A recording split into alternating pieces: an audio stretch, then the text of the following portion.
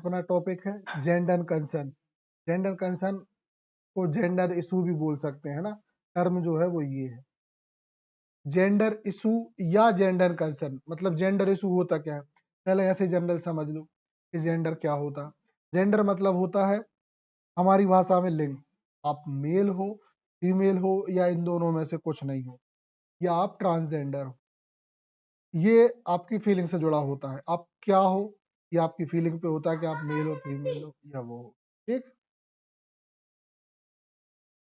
अब थोड़ा सा डेफिनेशन देख लें। Definition, gender issue refer two questions. अब हमारे समाज में जो जेंडर का जो इशू है वो ये क्वेश्चन रेफर करता है ना, क्वेश्चंस रेफर करता है, problem and concern related to all aspect of women's and men's lives, जो जीते हैं मतलब जो जी रहे हैं, इंक्लूडिंग देयर स्पेसिफिक नीड।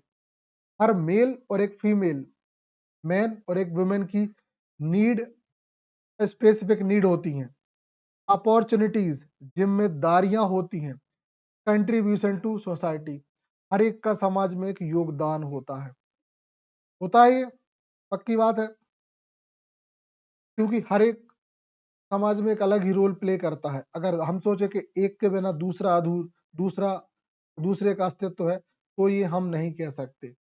दोनों ही जरूरी हैं, मेल भी जरूरी है फीमेल भी जरूरी है, और यहाँ तक कि आज हम जो बोलते हैं कि ट्रांसजेंडर वो भी जरूरी हैं, क्योंकि समाज में है तो हिस्सा है, वो भी उनके पास भी दिमाग होता है, उनके पास भी भावनाएं होती हैं, वो भी हमारे और आपके जैसे इंसान है। ठीक है, तो अलग नहीं माना जा सकता। फिर समाज में ये इशू बहुत ज्यादा अक्सर ही किसी न किसी वजह से सुर्खियों में रहता है। तो बात करें gender equality issue should be the centre of analysis the policy decisions medium terms plans programs budget institutional structures and the process.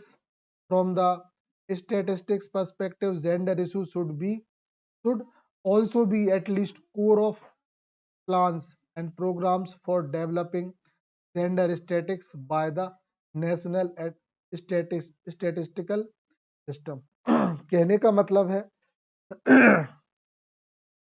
Gender equality का जो इशू है ये आज का नहीं, कई सदियों से ये इशू उठा हुआ है।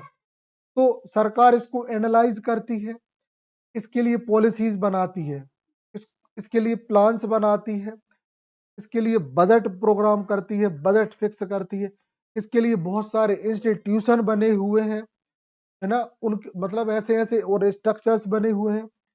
तो इसके लिए हर वक्त सरकार, लोग, व्यवस्थाएं, सिस्टम के लिए काम करता है। आया समझ में? मतलब प्रतिदिन ये तो एक मतलब बहुत बड़ा वो है, तो हम छोटा नहीं ले सकते। बड़े बड़े एग्जाम में, यूपीएससी जैसे एग्जाम्स में ये एक पॉइंट है जिस पे क्वेश्चंस आते ही हैं। तो जो समाज में जो चीजें बिल्कुल हाईलाइटेड हैं उनमें से है ये जेंडर इशू। आए दिन हम बहुत सारी न्यूज देखते हैं जिनमें पता चला कहीं मेल डोमिनेटेड सोसाइटी है तो लोग फीमेल्स को प्रॉब्लम है, कहीं कहीं फीमेल्स की ज्यादा चल रही है, कहीं फीमेल्स को ज्यादा राइट्स हैं, कहीं मेल को ज्यादा राइट है, कहीं ट्रांसजेंडर अपनी आवाज उठा रहे हैं। दिन बहुत सारी चीजें होती हैं। कहने का मतलब ये है ये समस्याएं आज की नहीं है और हमेशा रहेंगी जब तक समाज पूरा शिक्षित नहीं हो जाता।